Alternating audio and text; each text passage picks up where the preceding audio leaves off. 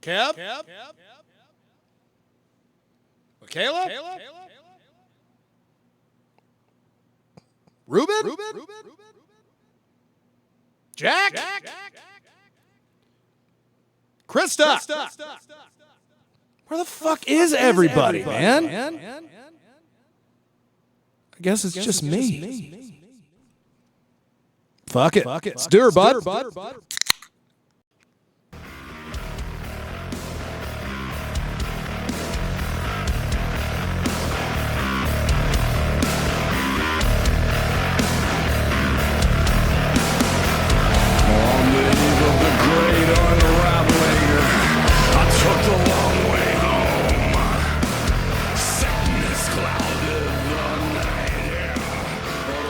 I have to be completely honest.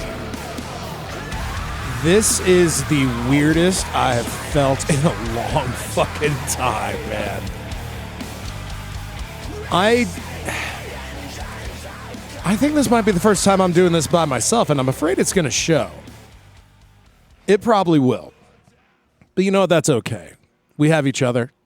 Well, I have nobody right now. As you could hear, there is no Kevin. There is no Michaela. There's no Ruben.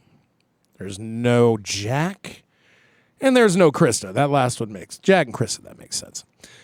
It is just me, Brandon, here at the Mead for Metal podcast, where we gather every couple weeks, get a little bit off our chests, have a little fun. I mean, casual, every other Friday type of shit. Now, I've been jamming the new Lamb of God, Sepsis. It's probably the most un-Lamb of God sounding song I've ever heard them do. Now, that's not a slam, because that intro bass line is fucking disgusting. I've always been a casual Lamb of God fan. I if I'm in a shitty mood, Lamb of God's it's not gonna make me feel any better. It's just gonna make me feel like I'm right for being in a shitty mood. So anyway, here we are. We're at the Mead Hall. There ain't even a dog here. Yeah, we're dogless. I have nothing. I have fucking nothing here. But that's all right, because I'm going to do my very fucking best to try to make this slightly entertaining. And I apologize in advance if I ramble, which I feel like I'm already fucking doing. But I'm going to give this a go. So normally I'm asked how my week is. Well, this week's actually been all right. When you work somewhere and you deal in one thing. Now, granted, that one thing comes in many other forms, but it's still the one thing. You kind of got to make sure that you have everything you need under that umbrella of the one thing. Talking about THC, of course. Now, when you run out of one of these things, let's say vape cartridges and all-in-one disposable devices, people will not come into your store. And I had to learn that because we had to take a little bit of hiatus on ordering. And when you run out of something like that, which, shocker, spoiler alert, disposables and cartridges are the most popular forms of imbibing your weed. Edibles are probably, I would say flower is third. Flower might be a little bit more of a hardcore OG thing. I'm a flower guy myself. Flower and rosin, those are my two boys. I like to keep it natural. But when you run out of something, people will let you know. It's like, this is what I come here for, and you don't have it, so I'm going to go somewhere that does. Now, thankfully, I'm the type of guy that says, hey, hold on. And I don't mess around either. But I'll also say, hey, give me your number, throw it in the system. I'll call you when they're back. You have my word as a man. And then, 90% of the time I'm truthful to that. There are times where I forget. But at the end of the day, if you run out of shit, people ain't going to come in. So that's my work update. No night shitter updates. He wears stupid hats. That's about it. Everything else in the realm, of course, Kevin is away. He is out of town at the moment. Up there at the good old balloon fiesta, man. Woo. Oh, man, that don't sound very fun at all, but I'm sure he'll have a great time. Yeah. See, already I feel like I'm fucking rambling. Now, thankfully, I got some things to fall back on because one man showed up. One man. Well, showed up digitally. And that man is LJ. And LJ, I thank you for that, my friend. Because without you, without your segment, my little surprise segment I got a little later, I would probably already be wrapping this shit up if I was doing it at all. But we also like to talk about football. And let's talk about a little football right now. 49er fan that I am, I'm happy to bring it up. Now, if it had gone the other way, I wouldn't be bringing up football at all. But as you all watched and witnessed, the San Francisco 49ers traveled to Los Angeles with every fucking Band-Aid and cast and MRI machine that they could muster, getting everybody in them wheelchairs and headed on down to L.A. Now, what's in L.A., you ask? The Rams. The Rams. I think they got another team there. I can't remember their name, though. The Batteries. The L.A. Batteries, I think they're called. And it's funny I say the word batteries because battery upon battery is happening to the San Francisco 49ers. I would bet there's a Vegas line saying, will a 49er player be injured and have to be ruled out in this game? And I guarantee you the underdog is no. Let's go back. We've lost Brock Purdy for a couple weeks, tried to come back, hurt himself, out again. George Kittle, injured reserve. I think that wraps up next week, which will be fucking amazing. Even though Jake Tongas, good man. That guy is filling that void so well. Not a Kittle replacement, but definitely getting us through, as is Mac Jones. Juwan Jennings, out. Brandon Ayuk, ain't even fucking come back yet from being hurt last year. And if it couldn't get any fucking worse, Nick Bosa goes out for the rest of the year. Tore everything. Tore his ass, his balls, everything. And I'm just sitting here like, this is exactly like last year. Because last year, the 49ers started 3-0. And they did this year. And then they dropped one. But they got one back against those motherfucking Rams. Will I apologize to any Rams fan listening? Absolutely not. You deserve no pity from me. Sympathy or pity. You deserve nothing. What I will say is the Rams beat the ever-loving God out of Mac Jones. I am shocked that guy was able to stand after that game was ordered and talk to anybody. And special shout-out to Eddie Pinheiro. Dude, oh, man. If that was Jake Moody in that seat, we would have a losing record right now, without a shadow of a doubt. But it does feel nice to get a win after last week where everybody's team that I know of lost. Some of them were undefeated till last week. But I think it's good to get that undefeated bullshit out of the way. What team is going to finish undefeated? That's a curse. And I know about curses. It's tough being a 49er fan because you get to have all the fun of like kicking ass in the regular season, more times than not lately. Getting that postseason, ruining some people's fucking lives. And then you get to the dance and you sprain your fucking ankle, shit your pants, and you don't get it done. It's been that way since 1995. Go the Wayback Machine. I also apologize if my voice is a little funky because I spent a good majority of that game screaming my fucking head off. But it was worth it. 49ers win in overtime. 26-23, stopping him on fourth down and overtime. Oh, God, that defense. Robert Saleh, so glad you're back, my friend. So that's it for football. Normally I would go over picks for the rest of the week, but you know what? 49ers won. I don't give a fuck about the rest of the week. What else we got? We like music. I like to listen to tunes. Again, that Sepsis jam is pretty fucking nice. Now, I don't know if LJ's going to bring it up because I've always made it a rule. I never listen to his segment before I plug it in. So that way I get to listen to it again and make sure he doesn't, call me a fuckhead. But Megadeth released the I guess it's the last, how they put it, the last new single, first single of an album ever. It's called Tipping Point. I was like, you know what? Damn it. Okay, yeah. If Kevin was there, we wouldn't be talking about this at all. Maybe for about 10 seconds and it ended with fuck Dave Mustaine. But it's just me. I can actually talk about it for a second.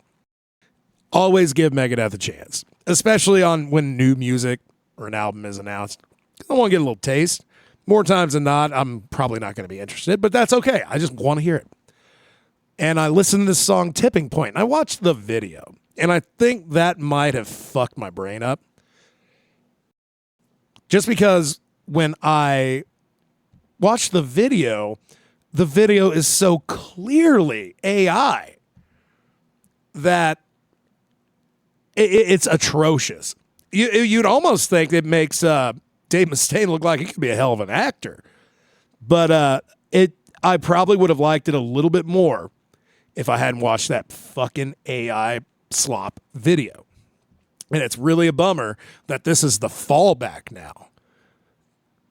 To just have something generated, even when you have the source material right fucking there. And you put out this effort that it has no fucking soul. Just don't watch the video, listen to the song. You'll derive a more effective opinion in my opinion. What else have I been listening to? I've actually been listening to a lot of vinyl lately. Got back into that fucking crack habit. I picked up, it all started way, way back. I pre-ordered the Murder Nom's 25th anniversary vinyl. The Zoetrope, however the fuck you say that. The thing with all the things on it that when you spin the thing, it makes it look like the thing's moving. And after that, I was like, shit, well, I got to go buy a record player now. Otherwise, I just have a real problem. About $60, $70 later, got me a little Crossley from the Walmart. And what does Walmart have? They have vinyls too. And guess what? They have Metallica exclusive vinyls. Crack. More crack. Oh, you got crack? More crack. So I ended up buying, let's see. So far I've bought Master Puppets, Justice, Black Album, Load, which is probably my favorite, and 72 Seasons. So I'm really just lacking Kill 'Em All, Ride the Light. I have Kill 'Em All, but I don't have the Walmart pretty one. And I want the Walmart pretty one. Kill 'Em All, Ride the Lightning. I need Saint Anger, which I will get into in a moment. I need Reload. Then I need Death Magnetic and Hardwired. Death Magnetic's my next focus because that is my second favorite album of all time from my boys. But let's go back to Saint Anger. Now, damn it, I have gone on record many, many times on this show talking about my dislike. I ain't going to say hatred because I've never hated anything Metallica has done. I don't count Lulu because that was some Lou Reed stuff. But it's my least favorite album they've done. I've said it many times. Now, as you grow older, shit you hated, like onions. Like, you ever, when you were younger, did you hate onions? I hated onions. I fucking love onions now. I don't even eat them deep fried and covered in a sauce. I will just, now I ain't gonna eat them raw because I'm not stupid. But I will eat a properly cooked caramelized onion on just about damn near anything. So going back to Saint Anger, my apologies. I queued it up. I threw on Shoot Me Again and was listening to it for a little bit. And it was the live version, because if you got Saint Anger back in 2003, it came with a DVD of Metallica doing that whole album live in their rehearsal HQ. And I found myself kind of digging it. And I was like, wow. I just attributed like, man, well, I listen to Saint Anger once a year. This is my annual Saint Anger listen, so it's time to listen to Saint Anger. So I began looking around, thinking, hey, I was going to do it piece by piece. I said, fuck it, I'm just going to watch that whole live performance. And I found that with each passing track. I was having a good time. Got to the end of it. Now, don't get me wrong, all within my hands. That end part is still fucking weird. It's weird just to hear Hetfield yell kill over and over and over again and screaming it sometimes. That was the other unsettling thing, is that Hetfield screams a little bit in this one, and it's kind of weird. It's just weird. But I listened to it again. Not back to back, like the next day. And I've probably queued up a Saint Anger track every other day now. It has finally worked its way. When I'm looking for a good Metallica jam to rock, if a Saint Anger song pops up, I'm going to consider it. It's got to be the live versions, though. Just that snare drum it's a hard thing to get around. At least in the live version, especially on the DVD, it's a little bit more muted. But man, I never thought. Here we are, 22 years later, and I'm digging Saint Anger. Is it still at the bottom of my list? Yes, it is. It is. But I will say this: out of, oh God, let's see. If it was going to usurp any album, it'd probably be Ride the Lightning. And I know that sounds like heresy. I know it does. I heard myself. I said it. But that's just my own personal preference. I don't queue up Ride the Lightning a lot. I don't queue up Kill 'Em All a lot either. So Saint Anger, come talk to me this time next year. We'll see where Saint Anger ranks up there. Speaking of ranks, see, I'm not even good at that. What does that even mean? We're going to go ahead. Now I'm going to try it. I'm going to do it my best, Kevin. All right. So let's, God, see, I don't even know how it actually says it. I'm going to get the lowdown on what's going down with LJ. Insert funny Brandon moment here. Give me money for metal, yeah.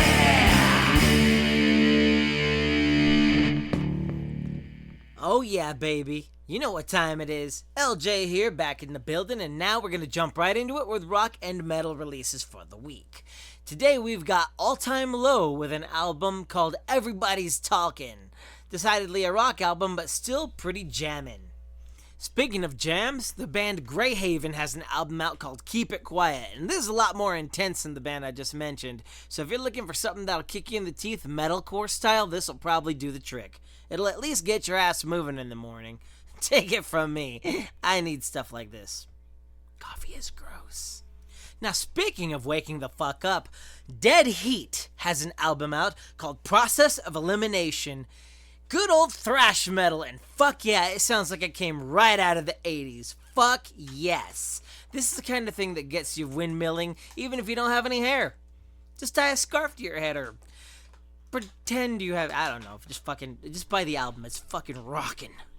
Also, the album cover artwork is 80s as shit. It kind of reminds me of like those early album covers like Power Slave and stuff like that.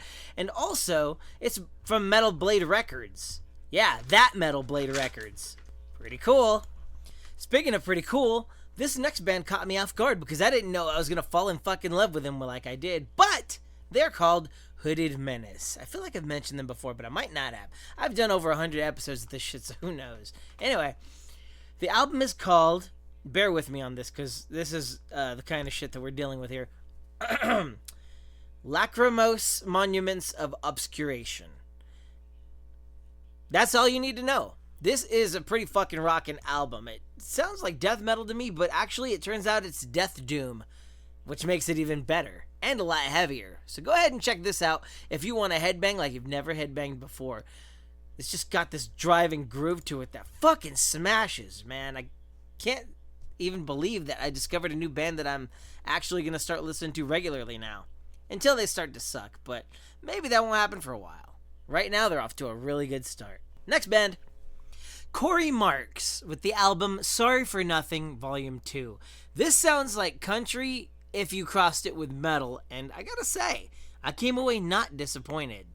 That's kind of impressive. I didn't think that kind of combo existed, but hey, if we have country with rap, then I'm pretty sure that country with metal, isn't a bad direction to go in.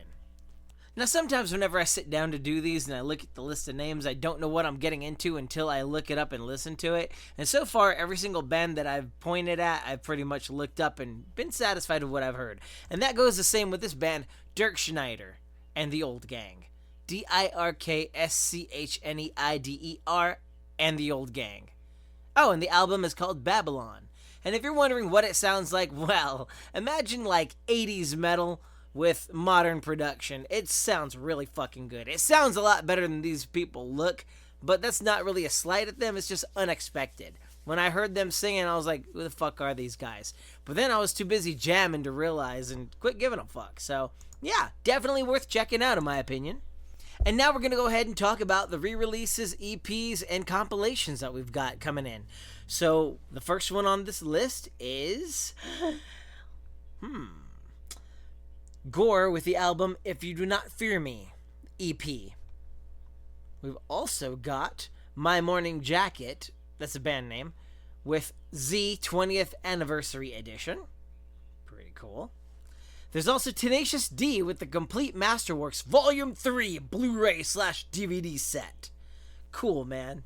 That's what I'm talking about. And finally, we've got Windwalkers with their album I Don't Belong Here EP. And that's all we've got for this week. Tune in next time whenever I come back with more metallic and rocky goodness. Sort of like chewing on a mouthful of gravel and nails, but a lot more palatable and definitely more listenable. That's all I've got. Take it back, Mead Hall. See ya, fuckers. Rock the fuck on. I'm often lonely in public, especially when people expect me to be what I'm not. But I'm never lonely when I'm alone. Because I can be myself. I can daydream all night, or read a book, and eat candies. It's very precious this time. It goes to my head.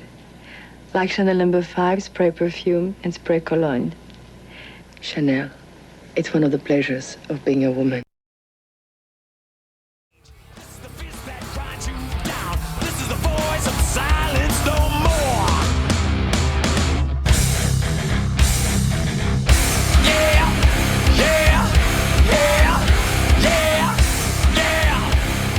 Sing along if you know the words. Yeah. These are the legs in circles run. This is the beating. That's the other thing. The video version of Some Kind of Monster actually has the snare drum a little bit tweaked, so you hear it a little less tingy. And I'm all right with that. Because again, one of my biggest complaints, that goddamn snare drum. I'll even forgive the lack of solos. I think I'm over that anyway. But yeah, Some Kind of Lobster, brought to you by Metallica. Monster, my bad. LJ, thank you very much as always, sub. So back on the last show, we discussed doing the Taco Bell challenge. Well, I'm here to tell you that fucking challenge took place, my friends. I could tell you about it. I could regale you in all the sordid, chickeny, nacho cheesy details of what happened that night. But I feel like I'm just going to leave that to the professionals, the motherfuckers that were there. Take it away, boys. Mead for Metal, what is it? The show we do every week. I don't remember what it's called, actually, sometimes. Especially on Thursdays when we're recording. Brandon, why the hell would I record on a Thursday? You ain't going to be here. That's it. So let's talk, but I wanted to talk about the Taco Bell debauchery experience. I don't know how else to put it. So if you listen to the last show, you know that we got together and figured out we're going to spend a pile of money and eat a dumb amount of food from Taco Bell. Was there a challenge involved? No, not really. No one motherfucked us to do it. No. We none of that. So what we did, I learned out how to order on the app, which is great. As it turns out, you can probably loot people's food all day long if you're smart. Not that I did that, but I did spend a sizable amount of money on a meal. As did That's Brad. why you're calling it a meal. Well, it was something, all right. I call it food. It was It was a thing. It was definitely a thing. So I dropped like almost $40, like 39 something. Although I will admit that they fucked me out of like a $5.50 Mexican pizza. So realistically, I ate $35 worth of food, not 40. But that's on them. I'll claim 35. I can't claim 40. What'd you do? $33. Dollars? $33. I ate 33 tacos. He did not. I'm speaking to you from the afterlife. No, you did it differently though. Because your goal, you had a strategy, and that was you were going to do a bunch of add-ons. I got 6 huge items, but it got me to like $27. Fuck that guy. So I had to add guacamole and nacho cheese to the majority of the food I was eating. Because I wanted to hit 30. That was my goal, to get closest to 30 as I could. Yeah, I don't know. I just had a whimsical universe I lived in where it was going to come out to almost 40. So I don't know. And it did. Did I eat it all? Yeah. Did I leave a lot of scraps? Yeah. Yeah, because that's a dumb amount of food. Actually, and people are like, did you shit yourself? No, I did not. Nobody shits themselves eating Taco Bell unless you have a problem shitting yourself regularly. So if that's you, and you also have a problem of getting the fucking the double bell squirts, Double bell? that's on you. That's not on anybody else. I mean, if you think other people then are going to like also dine on Taco Bell and not shit themselves senseless, well, you're crazy. Because just because you do it doesn't mean everybody else does. Did you have any issues? Like a day and a half later. My issues were like a couple of hours later, and it was not shitting myself or debasing myself in any way. It was the fucking sodium. The sodium is legit. If you're in your 20s, goddamn, you do what you got to do because you have a shield against sodium. Man, you get over 50 and you're trying to eat shit like that. That's the only problem. The fat's not the problem. Like, oh, did you shit yourself? No, I did not. None of that was the problem. The goddamn bulging headache that I had like hours later, it was all sodium induced. That was the issue. I could hear my heartbeat in my ears there for a little bit. Yeah, that's what it does. Yep. So it turns out that little particular food thing's great, but the salt thing is well, it kind of sucks. So potato soup next month, huh? Potato soup coming up. It's well, at least we'll settle it way down and only have like bacon as a flavoring agent. That's right. That's where I want all my salt to derive from. So would I do it again? Yeah, because I'm dumb. But would I do it with another place? Which absolutely, yes, I probably would. Do I hate the salt thing? Yeah, but life is what it is. So I don't know. That's my update for the Taco Bell debauchery. And that was Kevin Robbins from the past. The past. Well, all you assholes, take care. I'll see you again in fucking 2 weeks, huh? Now back to that old asshole. Hey, that guy just called me an asshole. God, don't you hate these motherfuckers. See what Taco Bell does to you. Makes you all crazy. Antsy in the pansy. So yeah, that was a rare update on a Thursday. Now this was while the 49er game was going on, and I did my best, but I'll be honest, I was watching the game. But congratulations to all the participants. Your trophies in the mail, and your certificate of completion will arrive shortly. Oh man, God, we're almost a half hour in. What do I do? What do? I got to do something. All right, we got a fight card. UFC 320 is coming at us. Is it 320 or 321? Which one is that? No, that's the Aspinall and Gone card. No, we don't want that. We want 320 twin. Which, of course, is headlined by your reigning champion, Magomed Ankalaev, and the former champion, Alex Pereira. Ah, man, I got to be honest, man. My fandom is beginning to wane. It really is. Now, granted, it's been back for a while, but it's getting really difficult to get fucking pumped for this shit anymore. It just is. I'll be honest, the Valentina Shevchenko co-main pay-per-view, that might be the last pay-per-view I buy for a while. But or it'll just be, I'll see how I'm feeling that weekend. If I have a cheeseburger date with somebody, I'm going to do that cheeseburger date instead. So let's take a look. Let's take a look at the 320 card. The early prelims. Nope. Barely even know anybody. Let's get to the regular prelims.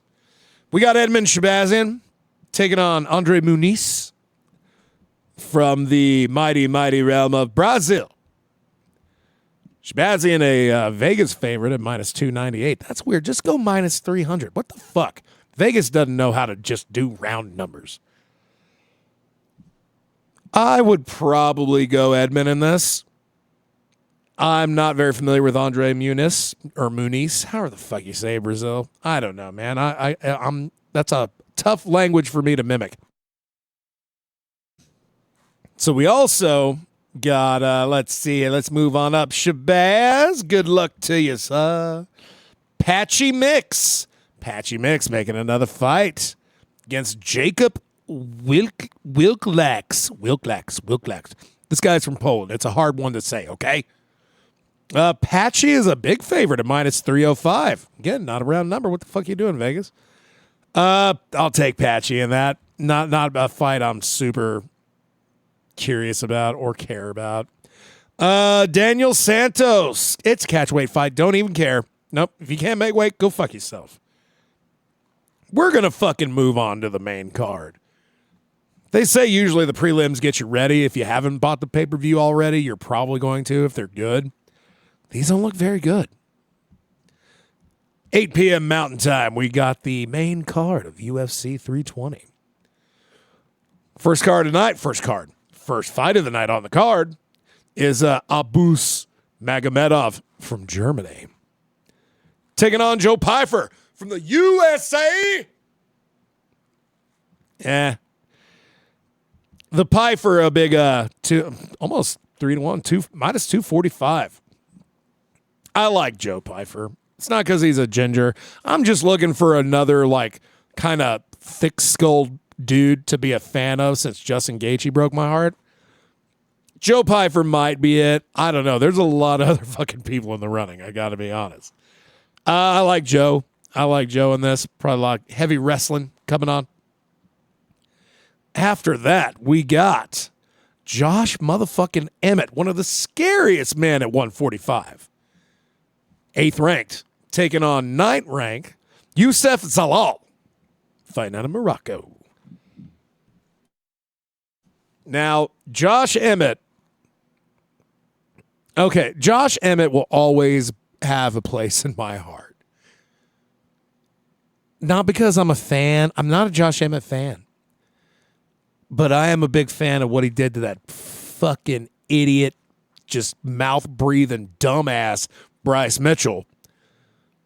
But he might also be to blame for why Bryce Mitchell is so much worse now than he was before that.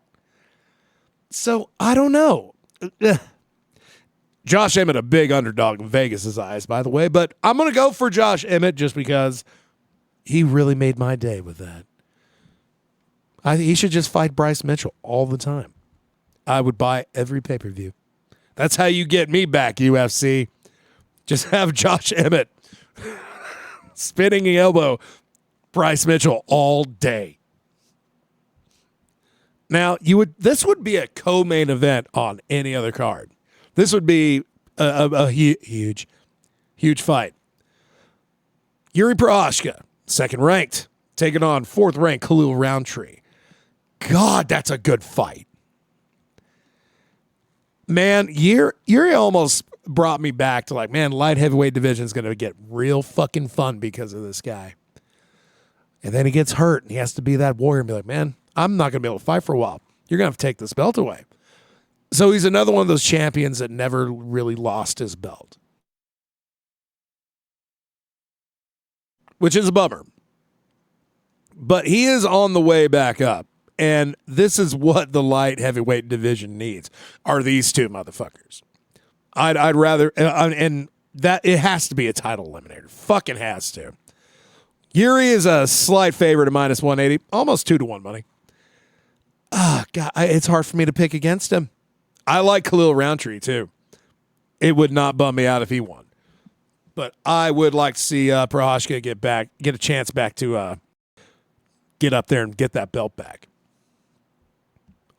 You got your co-main event of the evening. This should have been a 3-round fight. The fucking light heavyweight fight should be the co-main. You got your champ, Merab, who is another one of those guys like, man, I'm not really a big fan, but I love what you did to Sean O'Malley both times. Your bantamweight 135 champion. Taking on Corey Sandhagen, 4th ranked. I like Corey too, man. See, that's my problem. I like a lot of these guys. I'm not fans. I just like them. Makes me sound a little strange, doesn't it? Corey Sandhagen, a 3-1 underdog in this. And that's probably merited. Would I like to see him win? I absolutely would. Is he going to win? Probably not. I don't think Merab gets a finish. I just think he smothers this guy until the fight's over and he retains that belt. Goes on to, I don't even know who's left at 135 anymore. But Merab with the successful defense. And God, here we go. This is the main event. This is the one I like the most. You got your champion, Magomed Ankalaev. Yeah, oh, you hear all the cheers? Oh my God, it's so amazing. Taking on number 1 ranked, Alex Pereira. Another guy. Now, Pereira I'm actually a fan of. But I feel like if he doesn't win this fight and get that belt back, we're not going to see him for a while. I'm just so goddamn tired of just like, oh, Russia got another belt. That's great. That is so great. Man, we need that fighting fucking champion we can root for again. I'm not saying he has to be from the USA. Be from anywhere. Yuri Prochazka and Alex Pereira, those are easy guys to root for. Prochazka is a goddamn warrior. It's Alex Pereira is a 2-1 underdog in this fight, which is also a little shocking. And Magomed's almost a 3-1 favorite. Dude, I don't know. If the wrestling gets going again, it's over. That's the one thing. That's always the one thing. I can't bitch when they've been doing the wrestling thing for years. People have had years to figure this shit out. It's just an unsolvable riddle, I guess. But I think Pereira's going to lose again. I don't want him to, but I think he's going to lose again. And that's going to be a real bummer. Will this card be purchased? Probably not.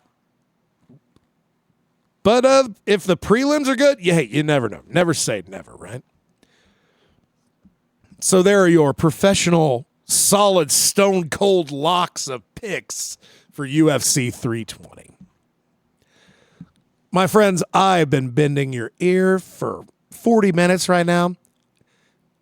And if you stuck through to this point without skipping, just like, skip to the end. What song are they closing out with? I just want you to know I really appreciate it. This is not really something I've ever done before. I'm kind of hoping it's something I don't ever have to do again. But God damn it, we said every 2 weeks. And if we can't do that, if we're not men of our word, well then, what are we? We are Devo. Yeah, we're not even that cool. Fuck it. All right. So again, guys, thank you. Thank you. If you made it this far, your certificate of completion will be in the mail in 2 to 4 weeks. It's been a pleasure. It's certainly been an experience. I guess if I just did this alone by myself more, I'd get better, but I don't know. I gotta have motherfuckers to bounce off of. I'm done talking to my little brain friend. Brain friend, you ready to go? Man, I'm ready to go. That's good, because I am too. Thank you again, everybody. Here's a little of the last of Megadeth. Tipping Point. Thank you again. And we'll see you beautiful motherfuckers in 2 weeks. Y'all have a good one now. You won't deny me. I'm at my tipping point.